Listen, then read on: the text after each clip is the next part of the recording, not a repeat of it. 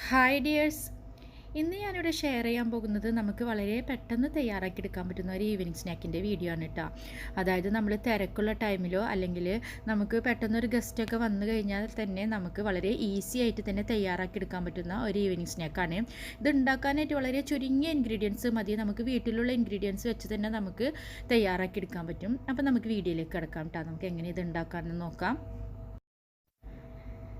നമ്മൾ മാവ് തയ്യാറാക്കാനുള്ള ബൗളിലേക്ക് ആദ്യം തന്നെ ഒരു കപ്പ് മൈദ ഇട്ട് കൊടുക്കുക. ഇനി നമുക്കിതിലേക്ക് കുറച്ച് അരിപ്പൊടിയും കൂടി ചേർത്ത് കൊടുക്കണം. അപ്പോൾ 2 ടേബിൾ സ്പൂൺ അരിപ്പൊടി ഇവിടെ ചേർത്ത് കൊടുക്കുന്നുണ്ട്. ഈ അരിപ്പൊടിക്ക് പകരം നമുക്ക് വേണമെങ്കിൽ റവ ചേർത്ത് കൊടുക്കാം കേട്ടോ. അരിപ്പൊടിയോ അല്ലെങ്കിൽ റവയോ നമുക്ക് എടുക്കാം, പ്രശ്നമില്ല. ഇനി നമുക്ക് ആവശ്യം ഇതിലേക്ക് കുറച്ച് ജീരകമാണ്. അപ്പോൾ ചെറിയ ജീരകം ഞാനിവിടെ ഒരു 1/4 ടീസ്പൂണ് ചെറിയ ജീരകം ചേർത്ത് കൊടുക്കുന്നുണ്ട്.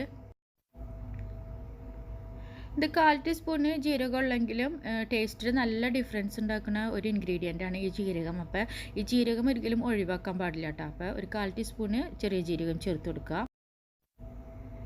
പിന്നെ ഇതിൽ നമ്മളുടെ ടേസ്റ്റിനനുസരിച്ച് ആവശ്യത്തിന് നമ്മൾ ഉപ്പ് ചേർത്ത് കൊടുക്കുക. അപ്പോൾ ഉപ്പിൻ്റെ അളവ് ഞാനിവിടെ പറയുന്നില്ല, ഓരോരുത്തർക്കും ഓരോ അളവായിരിക്കും ഉപ്പ്. അപ്പോൾ ഉപ്പ് നമ്മളുടെ ടേസ്റ്റിനനുസരിച്ച് നമ്മൾ ചേർത്ത് കൊടുക്കുക. പിന്നെ ഇതിലേക്ക് 1/2 ടീസ്പൂണ് ഇഞ്ചി ചതച്ചത് ചേർത്ത് കൊടുക്കുന്നുണ്ട്. ഇഞ്ചി ചതച്ചതിന് പകരം നമുക്ക് വേണമെങ്കിൽ ചെറിയ ചെറിയ കഷ്ണങ്ങളാക്കിയിട്ട് മുറിച്ചതും ചേർത്ത് കൊടുക്കാം. പിന്നെ ഞാനിവിടെ ചേർത്ത് കൊടുക്കുന്നത് കറിവേപ്പിലയാണ് കേട്ടോ. അപ്പോൾ കറിവേപ്പിലയ്ക്ക് പകരം വേണമെങ്കിൽ മല്ലിയില ചേർത്ത് കൊടുക്കാം. അപ്പോൾ ഞാനിന്നിവിടെ കറിവേപ്പിലയാണ് ഇവിടെ എടുത്തിട്ടുള്ളത്. പിന്നെ ഇതിലേക്ക് ഒരു 1/4 ടീസ്പൂണ് സോഡാപ്പൊടിയും കൂടി ചേർത്ത് കൊടുക്കുന്നുണ്ട് കേട്ടോ. അപ്പോൾ സോഡാപ്പൊടി ചേർത്ത് കൊടുക്കുമ്പോഴാണ് ഇത് നന്നായിട്ട് പൊന്തി കിട്ടുള്ളൂ. പിന്നെ 3 പച്ചമുളക് ചെറുതായിട്ട് അരിഞ്ഞതും കൂടി ചേർത്ത് കൊടുക്കുന്നുണ്ട്. ഇനി നമുക്ക് ആവശ്യം മെയിൻ ഇൻഗ്രീഡിയൻറ്റ് തൈരാണ്. അപ്പോൾ തൈര് എന്തായാലും ചേർത്ത് കൊടുക്കണം, എന്നാലാണ് നമുക്കിത് വിചാരിച്ച പോലെ തൈരും അതേപോലെ തന്നെ സോഡാപ്പൊടിയും കൂടി ചേർത്ത് കൊടുക്കുമ്പോഴാണ് ഇത് വിചാരിച്ച പോലെ നല്ല പോലെ നമുക്കിത് പൊന്തി നല്ല ഒരു ടേസ്റ്റി ആയിട്ട് നമുക്ക് കിട്ടും. അപ്പോൾ 4 ടേബിൾ സ്പൂൺ തൈര് ഞാനിവിടെ ചേർത്ത് കൊടുക്കുന്നുണ്ട്. തൈരും കൂടി ചേർത്ത് കൊടുത്തതിന് ശേഷം പിന്നെ നമ്മളിതിൽ ആവശ്യത്തിന് വെള്ളം കൂടി ചേർത്തിട്ട് നമുക്ക് കലക്കിയെടുത്താൽ മതി. പിന്നെ വേറെ ഒന്നും നമുക്ക് ചെയ്യാനില്ല. അപ്പോൾ ഇത്രയും ഇൻഗ്രീഡിയൻസ് വെച്ചിട്ടുണ്ട് നമുക്ക് വളരെ പെട്ടെന്ന് തന്നെ നമുക്ക് തയ്യാറാക്കി എടുക്കാൻ പറ്റും.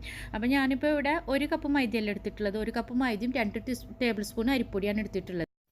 അപ്പോൾ നമുക്ക് കലക്കിയെടുക്കാൻ വേണ്ടിയിട്ട് ഏകദേശം നമുക്ക് 1/4 കപ്പ് വെള്ളം ആവശ്യമായിട്ട് വരും. അപ്പോൾ ഞാനിവിടെ 1/2 കപ്പ് വെള്ളം എടുത്തു കഴിഞ്ഞപ്പോൾ നമുക്ക് 1/2 കപ്പ് വെള്ളത്തിനേക്കാളും കുറച്ചും കൂടി വെള്ളം നമുക്ക് ആവശ്യമായിട്ട് വരും. അപ്പോൾ നമ്മൾ ഒരു 1/4 കപ്പ് വെള്ളം നമ്മൾ തയ്യാറാക്കി വെക്കണം. അപ്പോൾ നമ്മൾ 1/4 കപ്പ് വെള്ളത്തിൽ ഇതൊന്ന് കലക്കിയെടുക്കുക. അതായത് അധികം ലൂസാവാനും പാടില്ല, അധികം തിക്കാവാനും പാടില്ല. നമുക്ക് കൈകൊണ്ട് വേണം നമുക്ക് മാവ് നമ്മൾ ഓയിലിലേക്ക് ഇട്ട് കൊടുക്കാനായിട്ട്. അപ്പോൾ ആ ഒരു പാകത്തിന് നമ്മളിതൊന്ന് കലക്കിയെടുക്കണം. അപ്പോൾ അധികം കട്ടിയാവാണ്ട് തന്നെ നമ്മൾ കലക്കിയെടുക്കുക. പിന്നെ നിങ്ങൾ എടുക്കണ തൈര് അധികം കട്ടില്ലാണ്ട് കുറച്ച് ലൂസായിട്ട് മോര് ടൈപ്പിലുള്ള ഇതാണ് എടുക്കണമെന്ന് വെച്ചിട്ടുണ്ടെങ്കിൽ നമുക്ക് ഇത്രയും വെള്ളം ആവശ്യമായിട്ട് വരില്ല. അപ്പോൾ ഞാനിവിടെ നല്ല കട്ടി തൈരാണ് എടുത്തിട്ടുള്ളത്. അതുകൊണ്ട് തന്നെ വെള്ളം ഒരു 1/4 കപ്പോളം വെള്ളം ആവശ്യമായിട്ട് വരും. അപ്പോൾ നിങ്ങൾ മാവ് കലക്കിയെടുക്കുമ്പോൾ ശ്രദ്ധിക്കാനുള്ളത് നമ്മൾ കൈ കൊണ്ട് നമുക്ക് കോരി നമുക്ക് ഓയിലിൽ ഇടാൻ പാകത്തിനുള്ള ഒരു ലെവലിൽ വേണം നമുക്ക് മാവ് കലക്കിയെടുക്കാനായിട്ട് കേട്ടോ. ഇനി ഈ മാവ് നമുക്ക് ഉടനെ തന്നെ ഉണ്ടാക്കിയെടുക്കാം, പ്രശ്നമൊന്നുമില്ല. ഞാൻ പക്ഷേ ഒരു 10 മിനിറ്റ് ഇവിടെ വെച്ചിട്ടാണ് ഞാനിവിടെ ഉണ്ടാക്കിയെടുക്കുന്നത്. 10 മിനിറ്റിന് ശേഷം നമ്മൾ സാധാരണ സ്നാക്സൊക്കെ പൊരിക്കുന്നത് പോലെ തന്നെ നമ്മൾ പാന് വെച്ച് ചൂടായി കഴിയുമ്പോൾ അതിലേക്ക് ഓയിൽ ഒഴിച്ച് കൊടുക്കുക. ഞാനിവിടെ സൺഫ്ലവർ ഓയിലാണ് കേട്ടോ അന്ന് എടുത്തിട്ടുള്ളത്. അപ്പോൾ ഓയിൽ നിങ്ങൾക്ക് ഏത് വേണമെങ്കിലും എടുക്കാൻ. അതിനുശേഷം നമ്മളുടെ കൈയുടെ ഈ അറ്റത്ത്, അതായത് നമ്മൾ ഈ വിരലിൽ കുറച്ച് ഓയിൽ തടവി കൊടുക്കുക. അതിനുശേഷം നമ്മൾ മാവ് ഇതുപോലെ എടുത്തിട്ട് നമ്മൾ ഇതേപോലെ നമ്മൾ ഇട്ട് കൊടുത്താൽ മതി. കാരണം ഇത് സ്പൂൺ കൊണ്ട് നമ്മൾ കോരി ഇട്ട് കഴിഞ്ഞാൽ നമുക്ക് ആ ഷേപ്പ് വരില്ല. സ്പൂണിൻ്റെ ഷേപ്പ് നമുക്കൊരു ഓവൽ ഷേപ്പായിട്ടായിരിക്കും കിട്ടുക. അതുകൊണ്ടാണ് നമ്മളിത് കൈകൊണ്ട് ഇടുന്നത് കേട്ടോ. അപ്പോൾ കൈകൊണ്ട് ഇടുമ്പോൾ നമുക്ക് കുറച്ചൊരു റൗണ്ട് ഷേപ്പിൽ കിട്ടും. പക്ഷെ നമ്മൾ സ്പൂൺ കൊണ്ടാണ് ഇടുന്നതെന്ന് വെച്ചാൽ ഒട്ടും നമുക്ക് ഷേപ്പ് ഉണ്ടാവില്ല, ഒരു ഓവൽ ഷേപ്പിലായിരിക്കും കിട്ടുക. പിന്നെ സ്പൂൺ കൊണ്ട് ഇടുന്നത് കൊണ്ട് പ്രശ്നമൊന്നുമില്ല. ഇത് ചെറിയൊരു ഷേപ്പ് കിട്ടാൻ വേണ്ടിയിട്ടാണ് കൈ കൊണ്ട് ഇടുന്നത് കേട്ടോ.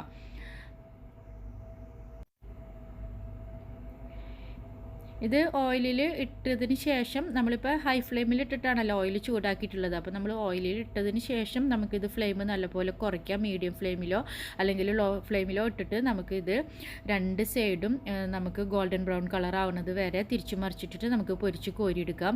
അതേപോലെ തന്നെ നിങ്ങൾക്കിത് മനസ്സിലാവും, ഇത് ഓയിലിലിട്ട് വരുമ്പോൾ തന്നെ ഇത് നല്ലപോലെ ഒന്ന് വീർത്ത് വരും.